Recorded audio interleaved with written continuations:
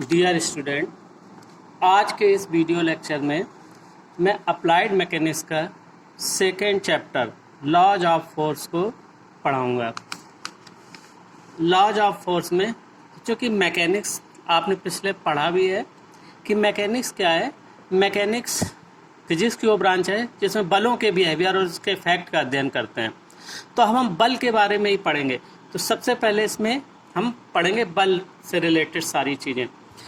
तो video start करने से पहले मैं आपसे एक निवेदन करूंगा कि आप लोग वीडियो देखने के बाद इसके कमेंट सेक्शन में अपनी उपस्थिति अवश्य दर्ज कराएं, क्योंकि इसी से आपके इंटरनल मार्क्स प्रभावित होंगे, इंटरनल मार्क्स मिलेंगे और उसी के आधार पर बोर्ड में भी जो भी प्रमोशन होगा इसी के बेस पे नंबर दिए जाएंगे। इसलिए आप लोग कमेंट बॉक्स में अपनी उपस्थिति अवश्य दर्ज कराएं।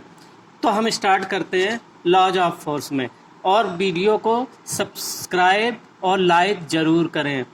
तो लॉज ऑफ फोर्स में सबसे पहली चीज़ आती है कि व्हाट इज फोर्स। फोर्स क्या है? देखो, साइंस में आप सभी लोगों ने पढ़ा होगा कि व्हाट इज फोर्स।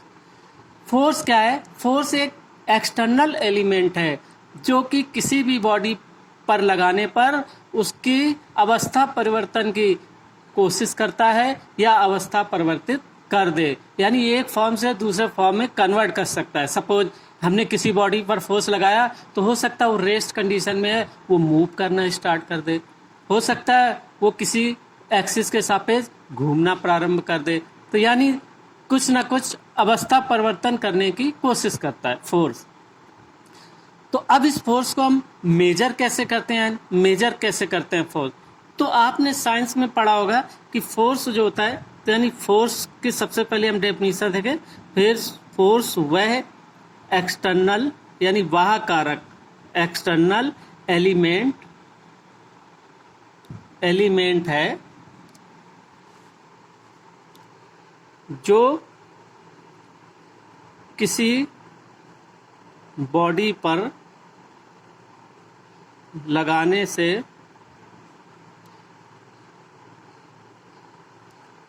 उसकी अवस्था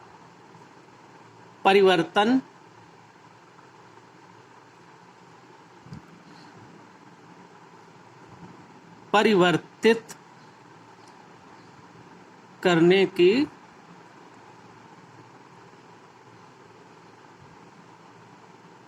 कोशिश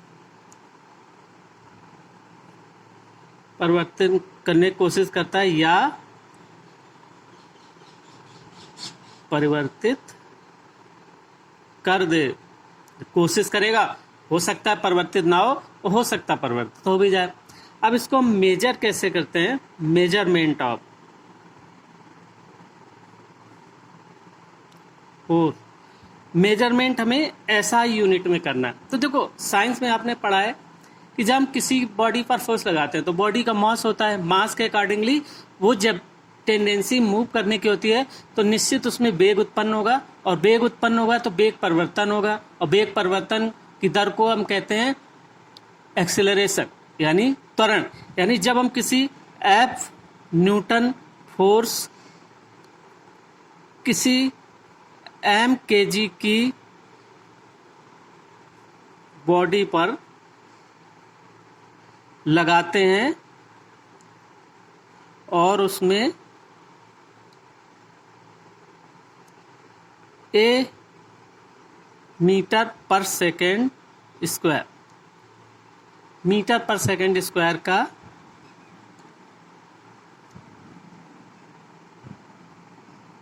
त्वरण उत्पन्न हो। यदि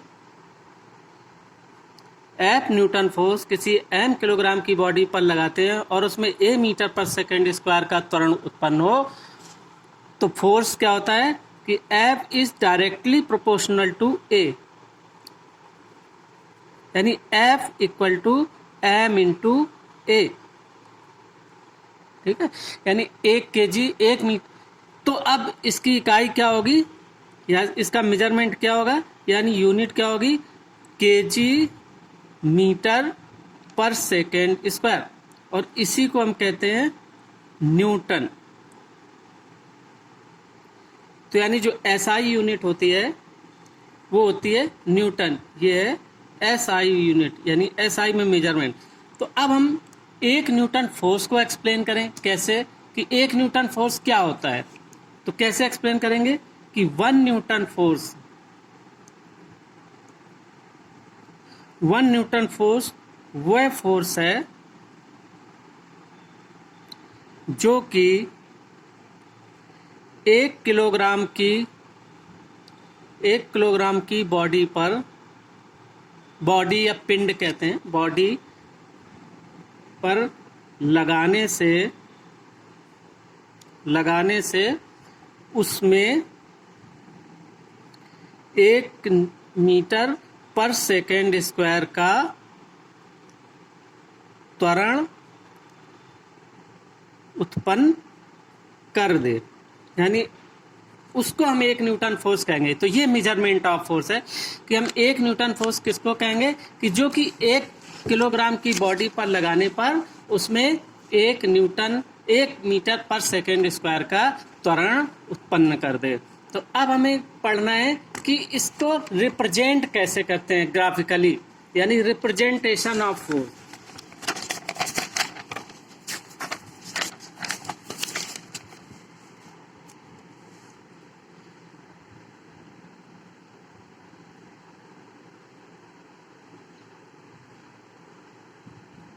रिप्रेजेंटेशन ऑफ फोर्स यानी बल का निरूपण, यानी निरूपित कैसे करते हैं। तो देखो, हम जानते हैं कि बल एक सदिश राशि है। तो जब सदिश राशि है तो इसमें मैग्नीट्यूड भी होगा और डायरेक्शन भी होगा। और किसी बॉडी पर जब हम लगाते हैं तो उस बॉडी पर किस बिंदु पर लगाए और वो किस डायरेक्शन में, किस बिंदु पर और किस ओर लगाए, क्योंकि कैसा लगाए। तो हम इसको एक वेक्टर सेगमेंट यानी लाइन से रिप्रेजेंट करते हैं। लेकिन इसके लिए 4 चीजें होनी चाहिए कि magnitude, direction, point of application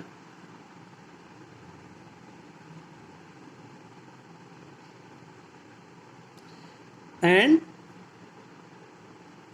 line of action, यानी लाइन ऑफ एक्शन।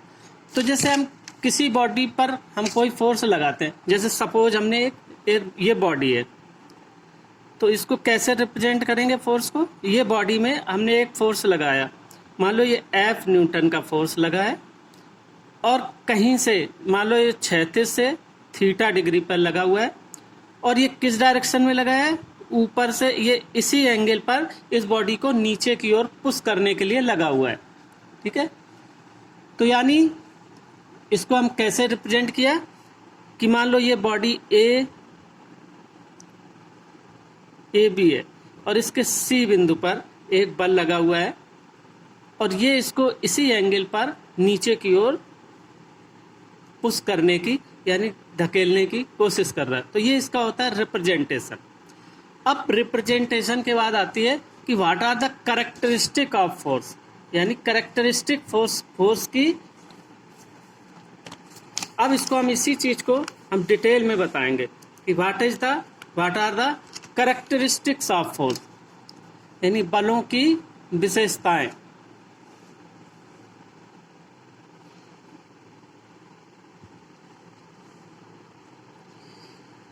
तो देखो कैरेक्टरिस्टिक, तो बल की निम्नलिखित अभिलक्षण यानी विशेषताएं होती हैं।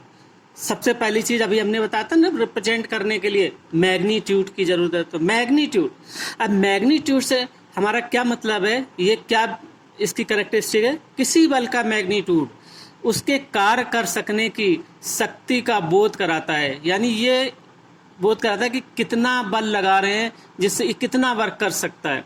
इसे केजी फोर्स या न्यूटन लिखा जाता है। जैसे हमने एक ये चित्र आपको दिखाया है, एक बॉडी बनी हुई है, देखिए ये बॉडी दिख रही है आपको। ये बॉडी में पूरी इतनी बड़ी बॉडी है, इस पर हमने एक F न्यूटन का फोर्स हॉरिजॉन्टल से थीटा डिग्री पर और बिंदु ए पर लगाया है और ओ से ए की ओर लगा हुआ है, ठीक है।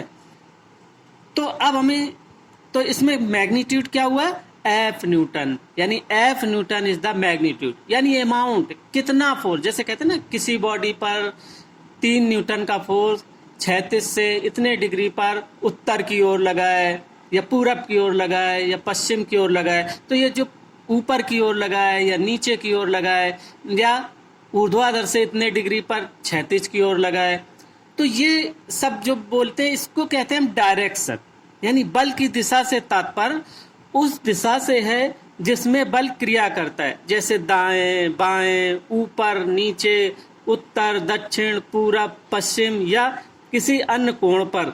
जैसे चित्र में एफ न्यूटन का बल थीटा डिग्री कोण पर, यहाँ डायरेक्शन थीटा डिग्री। कहाँ से थीटा डिग्री है, 36 से,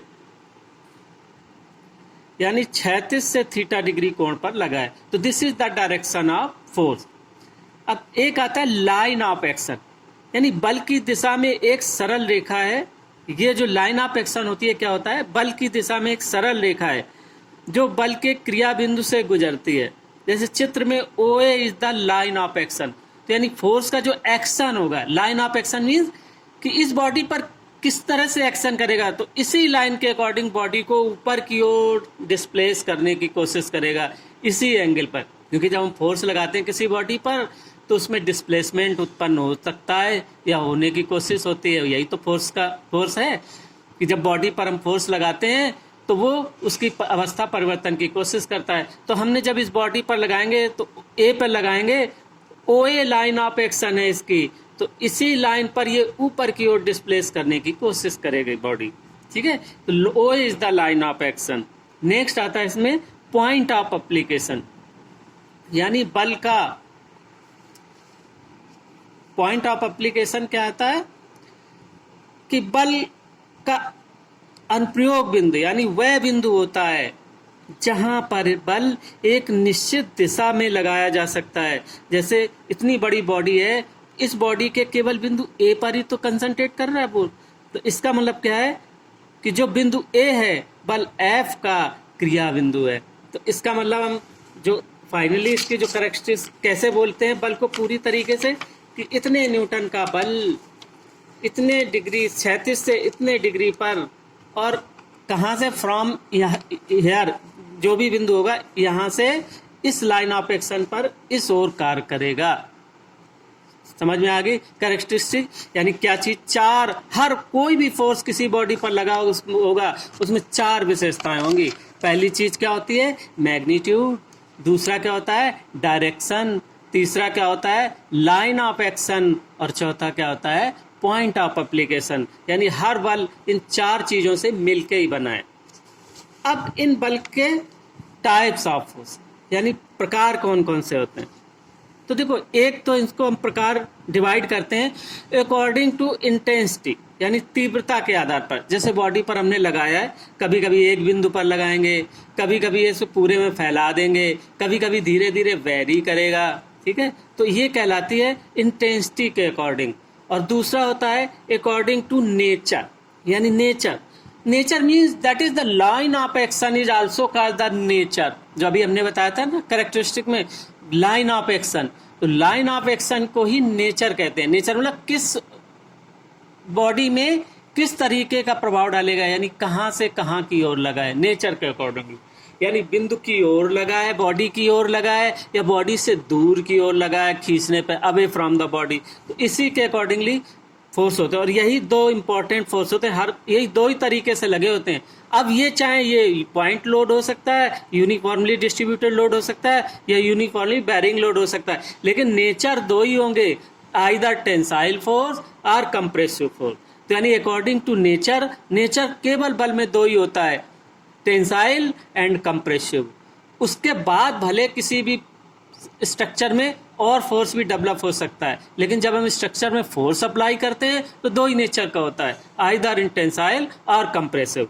अब वो तीव्रता के कितना लगा है, तो उसके अकॉर्डिंगली पॉइंट लोड भी हो सकता है, यूनिफॉर्मली डिस्ट्रीब्यूट हो सकता है, और यूनिफॉर्मली बेरिंग होता है। तो पॉइंट लोड, जैसे एक हमने ये भी बीम बनाई हुई है, ये बीम दिख रही है आपको, तो ये ए बी बीम है, इसके हमने एक बिंदु किसी सी बिंदु पर एक फोर्स एफ न्यूटन का लगाया, तो this is called the point of load. यानी जब लोड या फोर्स जो है किसी एक बिंदु पर कंसंट्रेट करे, एक ही बिंदु पर लग रहा हो, तो उसको कहते हैं हम पॉइंट लोड। दूसरा होता है यूनिफॉर्मली डिस्ट्रीब्यूटेड लोड, कि जब हम किसी फोर्स या लोड किसी धरण बीम या बॉडी पर कुछ लंबाई या पूर्ण लंबाई पर एक समान रूप से फैला देते हैं, स्प्रेड कर देते हैं, यानी बटा हुआ तो स्प्रेड होता है। जैसे कि अभी ये चित्र दिखा रहे हैं हम, ये वाला, दिस इज कॉल्ड द, ये जो बल लगा हुआ है यानी एल लंबाई पर, ये कहलाता है यूनिफॉर्मली डिस्ट्रीब्यूटेड, और ये होता है यूनिफॉर्मली वेरिंग फोर्स, है ना, डिस्ट्रीब्यूटेड। यानी हमने क्या है, इकाई लंबाई में जब हमने सारे फोर्स, जैसे 10 न्यूटन का फोर्स है और 5 मीटर की लंबाई में हमने समान रूप से फैला दिया, यानी 2 न्यूटन पर मीटर, तो 5 मीटर में हो गया 5 दूनी 10 न्यूटन, ठीक है। तो इसको इसी तरीके से सिंबल से रिप्रेजेंट करते हैं। ये जहां बना हो इसका मतलब फैला हुआ है, W प्रति इकाई लंबाई या F पर इकाई लंबाई पर यूनिट लेंथ में, तो यानी इकाई लंबाई पर फैला हुआ हो। इसी तरीके से यूनिफॉर्मली बेयरिंग लोड, जब भार या बल बीम की कुछ या पूर्ण लंबाई पर समान रूप से न बढ़ा हुआ होकर लगातार घटते या बढ़ते हुए कार्य करता है, लगातार घटते या बढ़ते हुए कार्य, धीरे धीरे धीरे धीरे, जैसे यहाँ पर 0 न्यूटन, फिर 1 न्यूटन, फिर 2 न्यूटन, फिर 4 न्यूटन, फिर 6 न्यूटन, फिर 7 8 न्यूटन, फिर 10 न्यूटन, ऐसे एकांक लंबाई रेगुलर इंटरवल में धीरे धीरे धीरे धीरे बढ़ रहा हो, या फिर धीरे धीरे ऐसे घट भी सकता है, धीरे धीरे फिर घटता भी जा रहा हो, ऐसे कि फिर यहाँ घट के हो गया, फिर ये घट के हो गया। तो इसको कहते हैं यूनिफॉर्मली बेयरिंग लोड, कि जब रेगुलर इंटरवल में समान रूप से बढ़ता जा रहा हो, है ना। और दूसरी चीज आती है जे टेंसाइल एंड कंप्रेसिव लोड। तो देखो टेंसाइल, जैसे ये 2 चित्र हमने दिखाए हुए हैं, ये देख के दिखाई दे रहा, this is the tensile force और this is the compressive force. यानी टेंसाइल क्या है, जब बॉडी में फोर्स इस तरीके से लगे हों कि वो उनके मॉलिक्यूल्स को दूर दूर करने की कोशिश करे, तो that is called the tensile force. और जब उनकी बॉडी में इस प्रकार लगे हों कि उनके मॉलिक्यूल्स को पास पास लाने की कोशिश करें, तो उसको कहते हैं टेंसाइल फोर्स।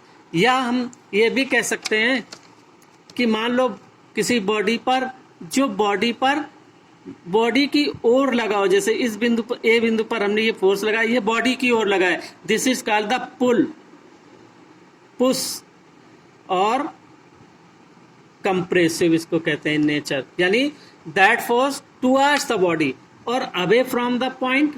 अगर ऐसे हमने फोर्स लगाया है इस बी बिंदु पर, तो दिस इज कॉल्ड द पुल और टेंसाइल।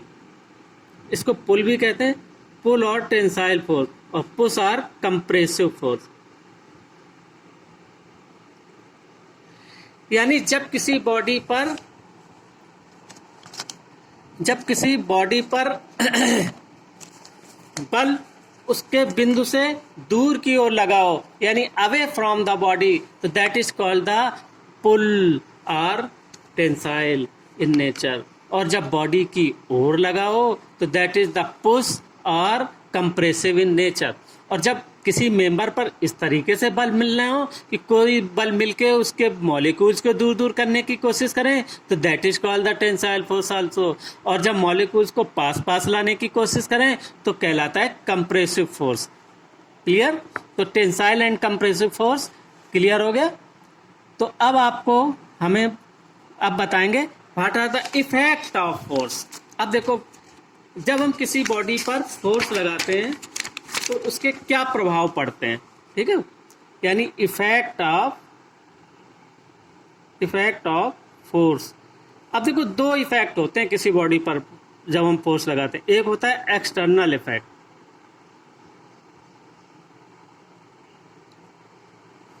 तो एक्सटर्नल इफेक्ट क्या होता है? अब देखो आप इसको समझें, फिर आप नोट्स ज़रूर बनाएं इसको पढ़ के, इसको सुन के, कि तो जब हम फोर्स किसी बॉडी पर लगाते हैं, रिजिड बॉडी पर, तो जो हमें दिखाई देता है फोर्स, क्या दिखाई देगा? या तो बॉडी फोर्स के लाइन ऑफ एक्शन की ओर डिस्प्लेसमेंट होगा, लीनियर मोशन करेगी, या बॉडी अगर कहीं पर हिंज है या फिक्स है तो उसके सापेक्ष रोटेट करने की कोशिश करेगी, यानी आघूर्ण उत्पन्न होगा। ठीक है, यही फोर्स दिखाई देता है। अगर बॉडी रेस्ट कंडीशन में है तो वो मूव करना शुरू कर देगी, और अगर मूव कर रही किसी कांस्टेंट वेलोसिटी से तो हो सकता है हम उसकी वेग परिवर्तन भी कर सकते हैं, बढ़ा सकते हैं, या जब चल रही है बॉडी उसको हम रोक भी सकते हैं। तो ये सारे इफेक्ट एक्सटर्नल इफेक्ट दिखाई देते हैं, यानी या तो उसमें लीनियर मोशन होगी, रोटेटरी मोशन होगी, या कोई बॉडी स्थिर कंडीशन में तो गतिमान हो सकती है, गतिमान अवस्था में तो उसको हम रोक भी सकते हैं। तो ये सारे प्रभाव कहलाते हैं एक्सटर्नल इफेक्ट। और दूसरा होता है इंटरनल इफेक्ट। तो इंटरनल इफेक्ट क्या होता है कि जब बॉडी पर हम फोर्स लगाते हैं तो उसके मॉलिक्यूल्स में डिस्टरबेंस डेवलप हो, यानी अंदर एक, उस फोर्स को लगाने के न्यूटन का थर्ड नियम पढ़ा ना, एक्शन रिएक्शन। तो जब हम बॉडी पर फोर्स लगाएंगे उसमें एक्शन जरूर होगा, तो अंदर से उसको रोकने के लिए एक रिएक्टिव फोर्स डेवलप होता है, रेजिस्टिव फोर्स। उसी रेजिस्टिव फोर्स को कहते हैं हम स्ट्रेस, और वो जब यूनिट एरिया में डेवलप होती है तो वो स्ट्रेस उसको कहते हैं इंटेंसिटी ऑफ स्ट्रेस। और उस स्ट्रेस के कारण बॉडी में स्ट्रेन डेवलप होती है, और उस स्ट्रेन के कारण बॉडी का डिफॉर्मेशन होता है, यानी उसका शेप भी बदल सकता है, उसका जो भी इंजीनियरिंग इफेक्ट है। तो ये सारा इफेक्ट जो कि इंटरनल रेजिस्टिव फोर्स डेवलप होता है, यानी उसके मॉलिक्यूल्स में कुछ डिस्टर्बेंस होता है, तो ये कहलाता है internal effect of the force. तो इफेक्ट, फोर्स के इफेक्ट कितने हुए? दो ही होते हैं। एक्सटर्नल जो